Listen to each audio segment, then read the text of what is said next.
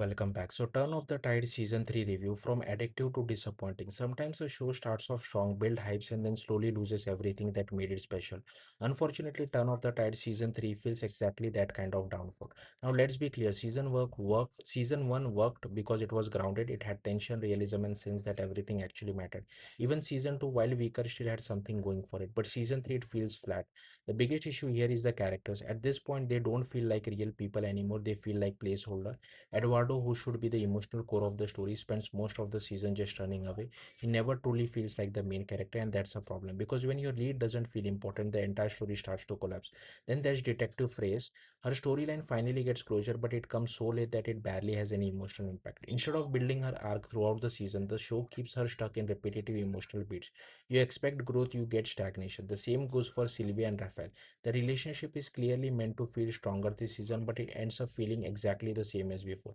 There's no real progression, no meaningful change, and that raises the biggest question: what actually developed this season? Even side characters like Carlene Hoss shows glimpses of potential, but those moments never go anywhere. They just fade out. Now let's talk about the story itself. One of the strangest thing about season 3 is the lack of clear villain. For most of the season, it feels like the characters are just existing.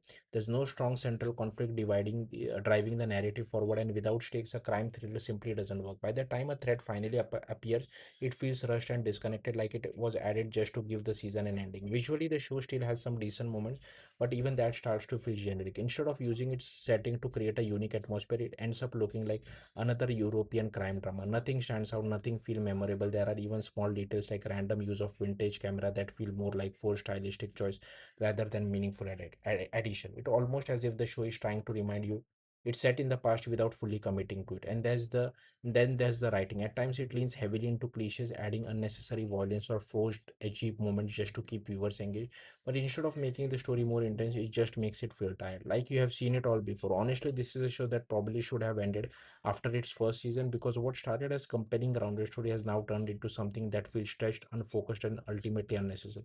That said, the ending itself is somewhat satisfying. It wraps things up in a way that gives closure, which is probably the best thing season 3 does, but getting there feels like a drag. In the end, Turn of the Tide season 3 is a disappointing conclusion to what once had real potential. Weak character development, low stakes, and unfocused story hold it back from being memorable.